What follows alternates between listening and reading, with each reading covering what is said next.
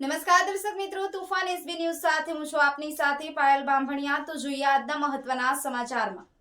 જંબુસર તાલુકાના ઇસ્લામપુર ગામે નવી નગરી વસાહતમાં દરિયાના ભરતીના પાણી ઘૂસ્યા।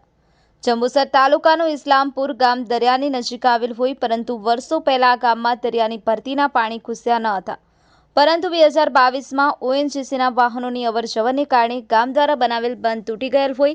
ઇસ્લામપુરના ગ્રામજનો દ્વારા ઓએનજીસીના અધિકારીઓને વારંવાર રજૂઆત કરતા અધિકારીઓના પેટનું પાણી પણ હલતું નથી, જેને લઈને નવી નગરી વસાહતના લોકોને આ ભરતીના પાણીને લઈને વારંવાર તકલીફો પડે છે।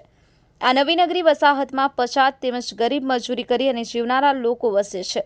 ધરતીપુત્રની તિથિ એટલે અખાત્રીજ, આ દિવસે દરિયો ગાંડોતૂર થાય છે, જેને લઈને હજુ પણ ઇસ્લામપુર નવી નગરી વસાહતમાં પાણી વધારે ભરાઈ જાય તેવું લોકમુખે ચર્ચાઈ રહ્યું છે। જોકે હાલમાં ડેપ્યુટી સરપંચ દ્વારા પાણી ન ઘૂસે તે બાબતના પ્રયત્નો ચાલુ કરી દેવામાં આવ્યા છે। શું ગરીબ પ્રજાને પડતી મુશ્કેલીમાં અંત આવશે ખરો?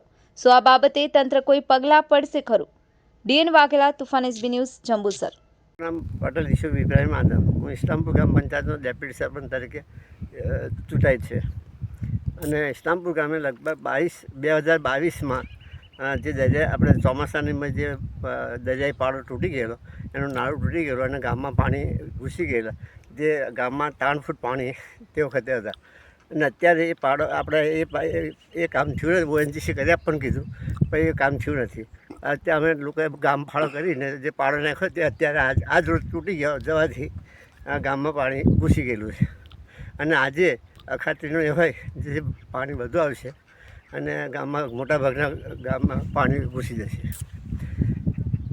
તો પાણીના નિકાલ માટે હવે તમે પાણીના નિકાલ માટે તો એનું જે ઓએનજીસી જે અમને 10 લાખ રૂપિયા કીધા હતા, એ 10 લાખ રૂપિયામાં એસ્ટિમેટ બનાવ્યું તાલુકા પંચાયત પાસેથી અને આપણે ઓએનજીસીને આપ્યું। ઓએનજીસીએ એવું કીધું, અહીં જોવા માટે આવ્યા લાલવાણી સાહેબ, લાલવાણી સાહેબ જોવા માટે આવ્યા। એમણે એવું કીધું કે ભાઈ આ 10 લાખનું કામ નથી, 25 લાખનું કામ છે, તમે બીજું 25 લાખનું એસ્ટિમેટ બનાવીને મને આપો। આપણે તાલુકા પંચાયત પાસે ગયા। હાલમાં કેટલું નુકસાન છે? હાલમાં તો છે કેટલું નુકસાન છે? કયા સમાજના લોકો રહે છે નગરીમાં? અહીં નગરીમાં બધા આપણા મિક્સર રહે છે, મુસ્લિમ, આદિવાસી અને હરિજન બધા ભેગા જ રહે છે। તો એમને કે નુકસાન એમના નુકસાન નથી, એમના બધું ગરમ ઓટલા સુધી પાણી પહોંચ્યું હતું, પણ ગરમ પાણી આજે પેસે એમના।